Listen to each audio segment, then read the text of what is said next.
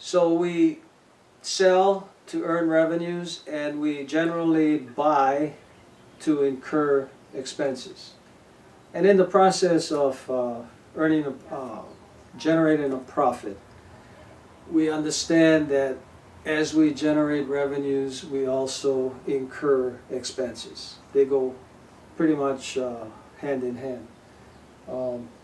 The old terminology, or the old adage, you need to spend money to make money, pretty much applies in this situation. Going back to the middle item, owner's equity. Owner's equity is a little harder to explain initially. It's harder to understand for the average student. Owner's equity is a category in the accounting equation that we use to show a number of different types of transactions. One type of transaction that goes into owner's equity would be owner investment. And when we say owner investment, in a simple form of business, we're looking at sole proprietorship, a business basically owned by one person, one individual.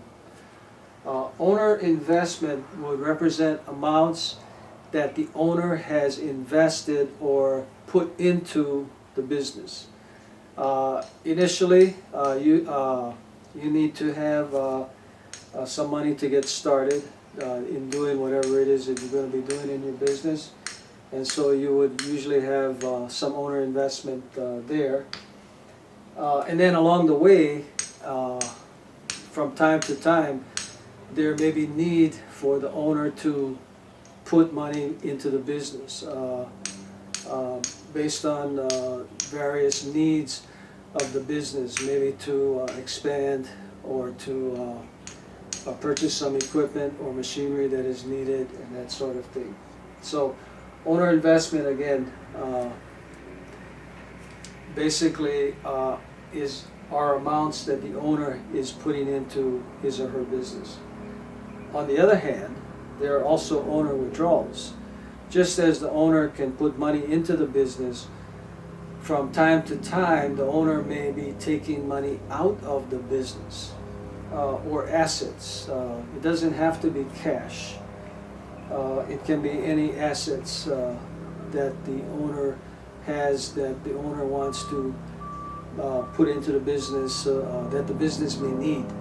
For instance, if the business is a delivery business and maybe the owner, for one reason or another, owns a delivery van personally, that owner may decide to put that delivery van into the business.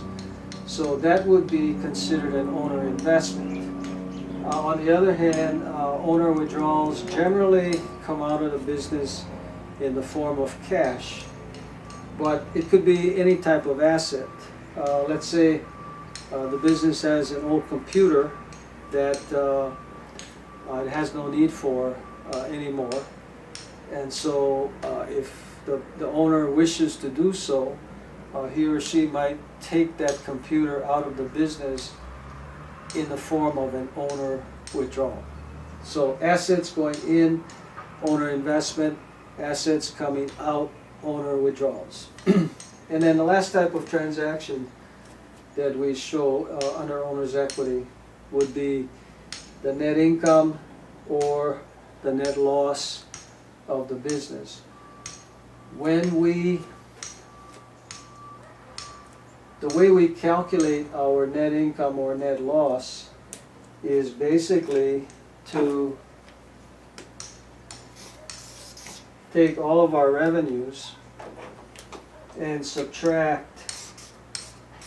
all of our expenses, and the result, the difference between our revenue and our expenses. Revenues are our income, expenses are our costs. The difference will be either net income.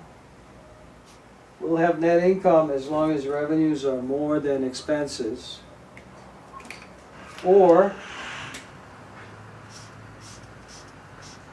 it will be net loss. And we'll end up with a net loss anytime expenses are more than revenues. Now, it's important that we understand, again, the equation format.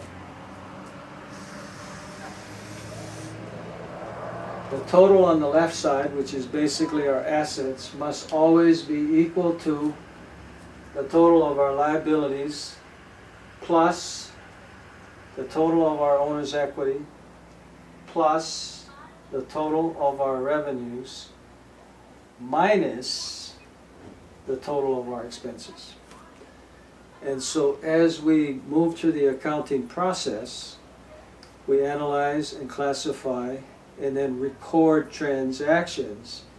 After we have recorded each and every transaction, we always need to check to be sure that our accounting equation remains in balance. Left side is always equal to right side.